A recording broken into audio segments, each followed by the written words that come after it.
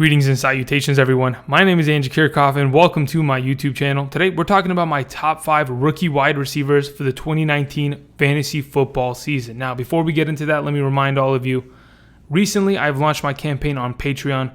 Go check out my Patreon or check out the Patreon video here on the YouTube channel in order to figure out what it means to be a supporter of this channel going into the future. This offseason, not only will you be receiving my 2019 fantasy football draft kit with 130 player profiles, rankings for half point and full point PPR per position by tier. You'll be able to play in a fantasy league with me, get your questions answered for all fantasy related questions and much more. So go please check that out. All the support I could possibly get will help. And thank you so much for those of you who have already committed and are supporting. There's 25 of you. Much appreciated. Love you a bunch. Hey everybody. Okay, now before we begin talking about rookie wide receivers, I want to remind you to click that like button right now. Right now, do it. Just click the like button. And then if you haven't already, click that subscribe button. Maybe if you're already subscribed, you want to click the unsubscribe, then subscribe again. All of it works, okay? It's all great. Okay, so we're talking about rookie wide receivers. I want to specifically, this is like a PSA, okay? Public service announcement for all of you. If you don't already know, rookie wide receivers are probably one of the most unreliable fantasy prospects you can invest in.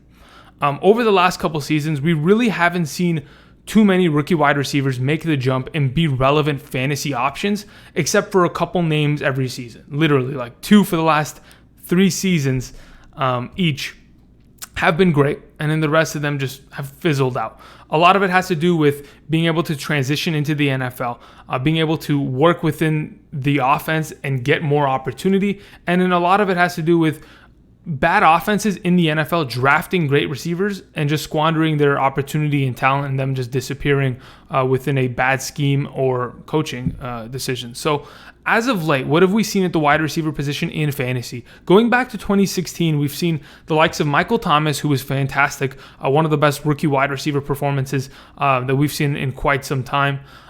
He finishes the number 7 wide receiver in half point PPR with 209.7 points.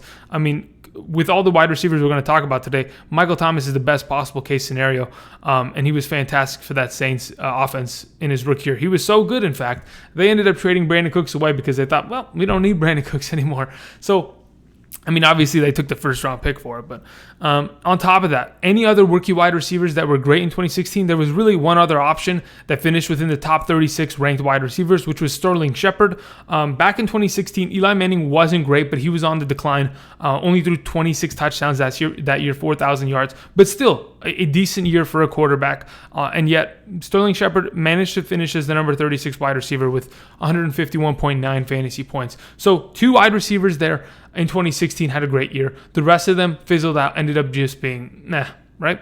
And since then, I mean, do we remember any 2016 wide receivers other than those 2 that have stepped up as of late? I don't know. Moving on to 2017. Juju Smith-Schuster out of USC obviously made a lot of noise, finishes the number 16 wide receiver in half PPR with 168.7 points. And the next closest wide receiver was Cooper Kupp, who, as we all know, I'm a huge fan of Cooper Kupp, finished as the number 26 wide receiver and was the leading receiver of the Rams that season. Both of them, already as rookies joined a pretty good offense. Obviously, we didn't anticipate the Rams offense to blow up as much as they did with the addition of Sean McVay, but that 2017 Rams team, they took a huge step forward. Juju's rookie year and last season, the Pittsburgh Steelers have been great in the passing game. Ben Roethlisberger is probably playing the best football he has of his career when it comes to passing the ball and just making better decisions. So those 2 guys really established themselves as great wide receivers as rookies. Outside of those 2, nothing really much. Continuing to the last season in 2018, outside of the 2 rookies that were drafted, the first 2 wide receivers taken off the board in the 2018 NFL draft, were Calvin Ridley and DJ Moore. They ended up finishing as the best 2 fantasy wide receivers. Calvin Ridley finished as the number 19 receiver. Those 10 touchdowns made a huge difference, obviously. That led to his 174.8 fantasy points. The next closest was DJ Moore at the number 38 spot, unfortunately. Really wasn't able to string together too many great performances. Obviously, like I mentioned, they're unreliable, especially earlier on in the season as they try to get their steps going and try to get in full rhythm of the NFL, the entire schedule, staying healthy, all of that. DJ Moore eventually by season's end, as soon as Devin Funchess pretty much squandered all of his opportunity, ended up getting pretty good performances there, finishing with about 900 total offensive yards. So not bad himself, but again, was outside of the wide receiver 3 conversation by season's end. So looking at rookie wide receivers, we're really just looking for 2 guys to pop off and have a great season. Now, the question is, who are those guys going to be? Can we, from the outside looking in, anticipate who's going to potentially have the best season? I believe there are a couple names, that's why we're talking about my top 5, who have the best opportunity. Guys that have a great, that are associated with great offenses and are going to have a lot of opportunity when it comes to snap share and playing time. That's basically what we want to see. Like similar to Calvin Ridley joining the Falcons, Juju Smith joining the Pittsburgh Steelers, Michael Thomas joining the Saints. Those are 3 already good wide receivers joining into an organization where they were given starter opportunity in a good offense. If we can find that similarly in 2019, then that's where we're going to find our gems when it comes to rookie wide receivers. So that's what we're going to talk about today. So let's go ahead. Let's get into that, shall we? All righty. So look at the graphic. Beautiful. Woo! All right. So we're talking about my top 5 rookie wide receivers. Number 1, obviously, in my opinion, it's N'Keal Harry. Now, why is that the case? N'Keal Harry, drafted in the first round of the 2019 NFL Draft out of Arizona State, and is being brought into the New England Patriots offense. Now, why is this valuable? Well, New England Patriots offense has been, they've established themselves. They keep winning Super Bowls. They keep scoring a bunch of points every season. I understand people are worried about Tom Brady. It's not a big deal. This offense is established. Not only that, N'Keal Harry is walking into a great opportunity. Outside of Julian Edelman, James White out of the backfield, a plethora of garbage tight ends, Matt LaCosse, Ben Watson, who's going to be suspended for a good amount of time, Demaryius Thomas, 31-year-old coming off an Achilles injury, Philip Dorsett. Outside of those guys, there really isn't too much competition here for N'Keal Harry. I understand he's a rookie wide receiver. I understand Bill Belichick expects a lot of a young man like this, and I think he's going to be able to produce. Thinking about what the Patriots have lost in the last couple seasons, Gronk to retirement. They traded away Brandon Cooks. Josh Gordon's in limbo. They lost Chris Hogan, Danny Amendola, Cordero Patterson as of late. So really, there is a lot of opportunity here for a receiving option like N'Keal Harry to come in and make some big progression and become a pretty solidified wide receiver here on the outside, which they kind of need at this point. Obviously, N'Keal Harry has an opportunity to walk into that Josh Gordon-esque role. Josh Gordon, in the 10 games that he played last season, 72 targets, 40-some-odd receptions, 700 yards, 4 touchdowns. So he can definitely walk into a role like that. I'm not saying that N'Keal Harry is as talented as Josh Gordon. That's a different conversation. Everybody knows just how capable Josh Gordon is at his prime, and then he went and threw that away. But all in all, what kind of a player are the Patriots getting? N'Keal Harry out of Arizona State. Last season, a lot of his production, obviously, against the Pac-12, not the best competition, but again, there are specific things that he did last year that made him a standout wide receiver, which is why the Patriots went and grabbed him in the first round. What did he produce? He had 73 receptions for 1,088 receiving yards, 9 receiving touchdowns. The year prior, he had 82 receptions, 1,158 yards, and 8 receiving touchdowns. So to be honest, 2018, 2017, he's been consistent. He's been a consistent contributor for the Arizona Devils, and he's been pretty good. Now, walking into this kind of a organization, you're going to be asked to do a lot. Now, the question is whether or not he can take on the coverage of like a Xavier Howard or perhaps, what's the Bills starting cornerback name? Am I going to really forget this right now? Goodness gracious. Tre'Davious White. Woo! Look at me pull that. Can he take on the coverage of that? Because that's what he's going to see. He's going to see that multiple times a season, and it's going to be difficult for a guy like N'Keal Harry. But I think with Tom Brady making the receivers around him better, imagine, Tom Brady really hasn't been surrounded by too many great players in his career. Sure, you got Randy Moss for a couple seasons, Gronkowski when he's healthy, and then some people want to consider Edelman a Hall of Famer, sure, maybe, whatever. But really outside of that, Tom Brady's just made all of the receivers that have surrounded him in this offensive scheme with Josh McDaniels just better. And that's plain and simple. So going into the 2019 season, I think with the fact that Demaryius Thomas could potentially start on the PUP, the physically unable to perform list, and Josh Gordon sitting in limbo, I think N'Keal Harry could end up being a starter come week 1. And if not a starter, he's going to be earning this job throughout the preseason and establishing himself as a guy that for the rest of this season could be the number 1 receiver potentially for the New England Patriots. So again, great opportunity, great offense. It's only time will tell whether or not N'Keal Harry ends up being the best out of this class. All right, moving on to number 2. Okay, so here's the thing. Let me preface this. Andy Isabella is one of the lesser-known wide receivers of this draft class. Now, if I told you he ran a 4.31 at the combine, hopefully you wouldn't be surprised, because by far he is the fastest wide receiver of this draft class. I think there's another receiver that also ran a 4.31.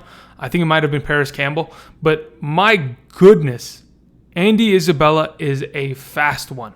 The guy is he's an explosive wide receiver. He is going to make home run plays consistently. In the last couple seasons at Massachusetts, he had last season 102 receptions for 1,698 receiving yards, 13 receiving touchdowns. Also was worked on the ground, had 79 rushing yards for 1 rushing touchdown. So Andy Isabella, in my opinion, is going to be, this is why I have him on my number 2, I think he's going to be the Cooper Kupp of 2019. Now, what exactly does that mean?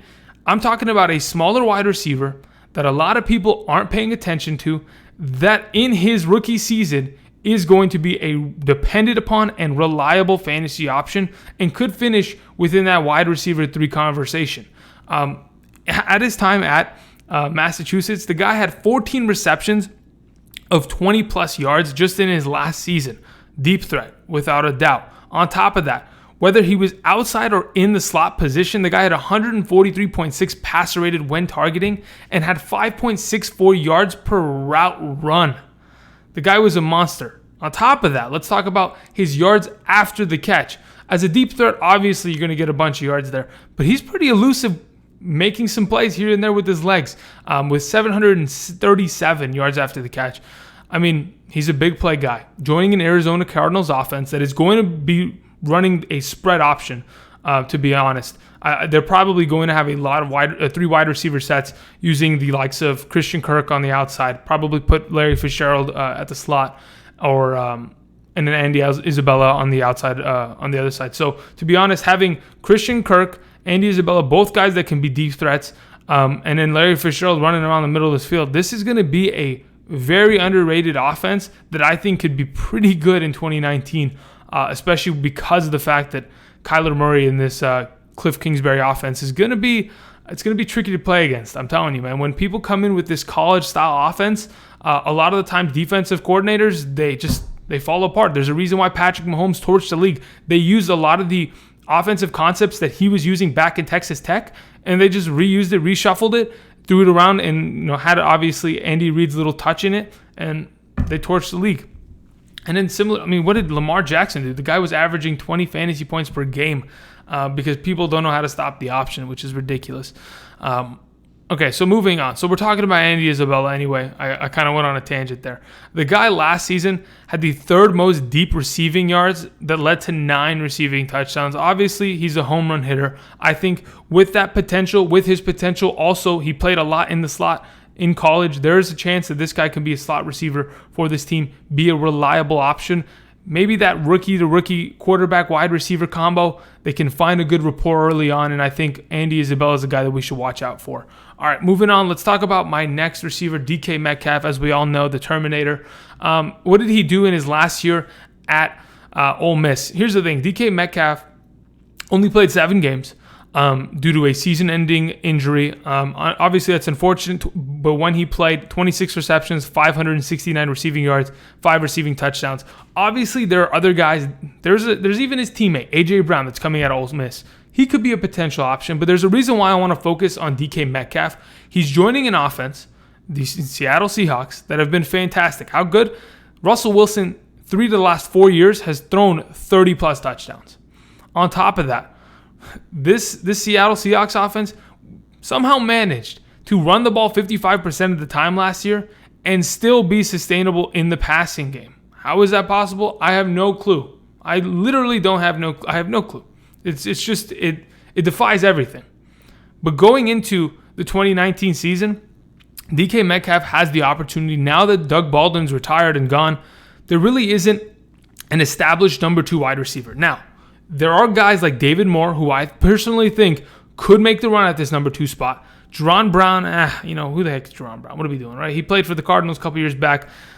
He produced last year a little bit here and there. Outside of that, they have 2 tight ends that I could care less about, Nick Vannett and Ed Dixon, really just nothing. So outside of really Tyler Lockett, there isn't an established receiving option for this team.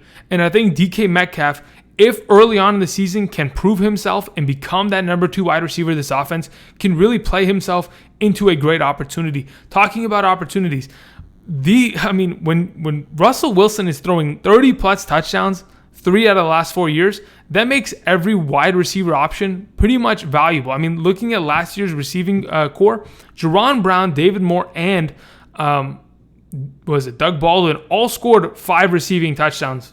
Can you imagine that? Even guys that we don't even care about. Jerron Brown, okay, scored 5 receiving touchdowns. I can guarantee you I can go find receivers that finished as a wide receiver 3 that didn't have 5 receiving touchdowns. Okay?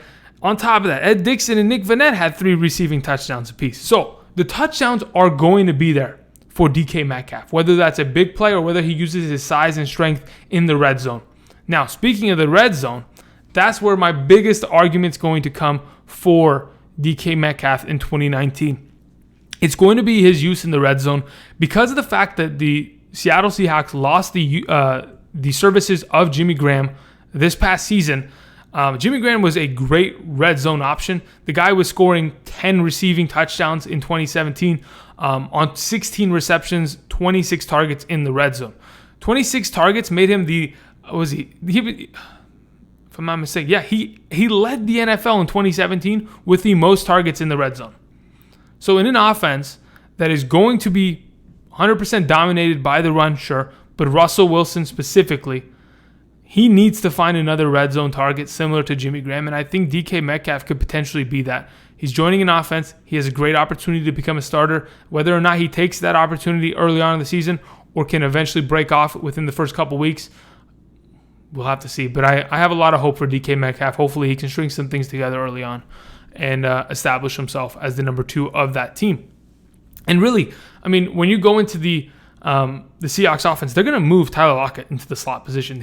Tyler Lockett's going to play the Doug Baldwin role. So that outside receiver spot, it's open. So it's between him and David Moore in my eyes as of right now. All right, moving on. Let's talk about Parris Campbell out of Ohio State. Okay, so this is the thing. This is another wide receiver going into a great offense, right? The Indianapolis Colts, another high-scoring offense that we expect to do great.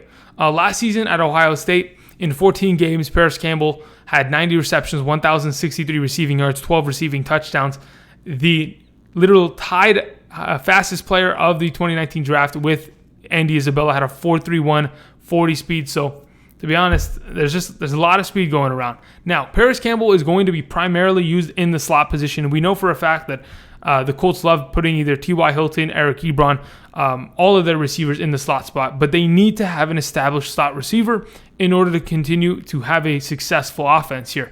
Now, obviously, they brought in Devin Funchess, which people are assuming is going to be their number 2 wide receiver. Sure, by depth chart rules, he probably end up being the number 2 wide receiver. But I expect Parris Campbell to be a guy that comes in and takes care of the opportunity of becoming potentially the number 2 wide receiver of this team. I mean, thinking about what the Colts produced last season, Nyheim Hines was the 3rd leading receiver on that team when it comes to targets, receptions. Imagine that. Nyheim Hines, a guy out of the backfield who early on in the season saw 9 targets, I think 3 out of the first 4 games of the season. So there's definitely a lot of opportunity for a guy to come out, play in the slot position. And to be honest, when there is a guy like T.Y. Hilton stretching the defense, a threat like Eric Ebron, Jack Doyle on the field, and then you can add in Devin Funchess here and there, Parris Campbell is going to be allowed to run free, in my opinion, for majority of the season. I think he has a potential to step up. Looking at what's available at the wide receiver position comparatively to last year, the combination of like a Chester Rogers, Ryan Grant, Dontrell Inman, Zach Pascal, all of them combined for 209 targets, 143 receptions, 1,391 receiving yards, and 8 receiving touchdowns. So for the number 2 wide receiver position between Funches and Parris Campbell, there's going to be a competition there, but I think Parris Campbell is going to be able to take care of that, and I think he can establish himself as a receiver that potentially could get himself up, 700-800 receiving yards potentially, if in fact he takes the opportunity and runs with it. Which I think, from what we've heard from camp thus far, his use in the red zone and how great he's been and how much hype he's been building around him, I think he has a great opportunity here. All right, moving on to my last wide receiver I want to talk about. Now, there are obviously other names that I could have put on this list, but again, I want to mention, I'm looking for wide receivers that are going to walk into an opportunity and are associated with great offenses. Now, if you're not associated with one of those two, there's a struggle. Now, I'm picking Mecole Hardman as my last rookie wide receiver as my top 5 because of the fact that Sammy Watkins has never played a full season in his entire career. He's never played 16 games. A lot of that has to do with his foot injuries that are just reoccurring. He dealt with that last season. I know Sammy Watkins has a lot of talent. We've seen it. He's proven it. But the fact of the matter is, if Sammy Watkins can't stay healthy, Mecole Hardman has a great opportunity. Drafted as a guy that literally is the spitting image and emulates the similar play of Tyreek Hill with deadly speed, the ability to even work out of the backfield as a rusher.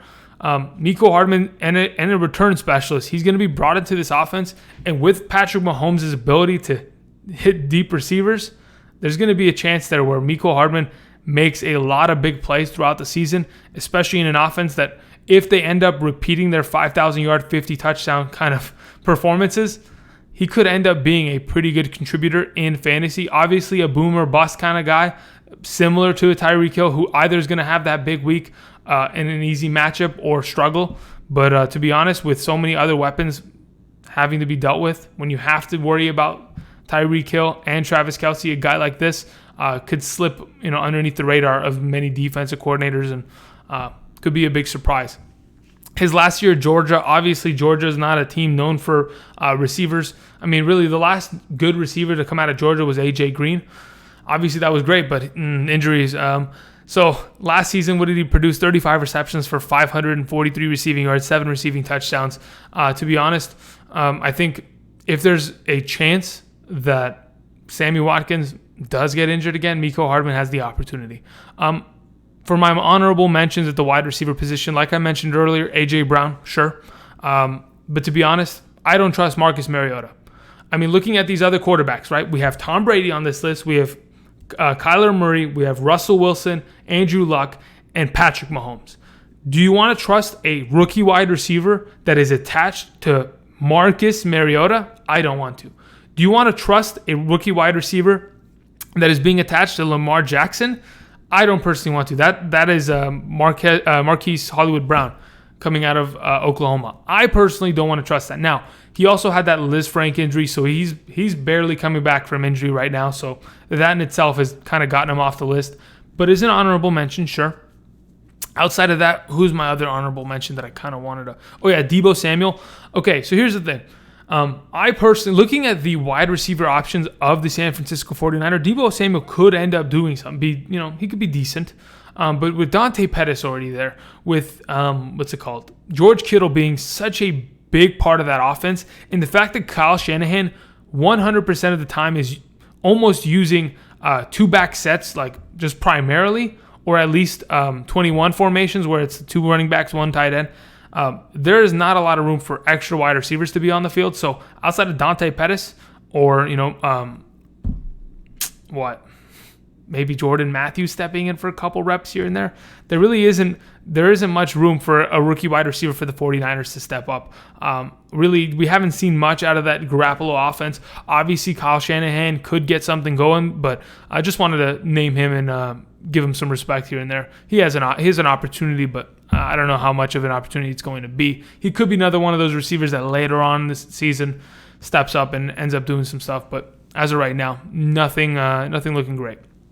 So overall, like I've mentioned, we cannot trust every rookie wide receiver. Choose wisely and understand that when you draft one of these guys, chances are they're going to be a bust and they're just going to have to be dropped off of your lineup.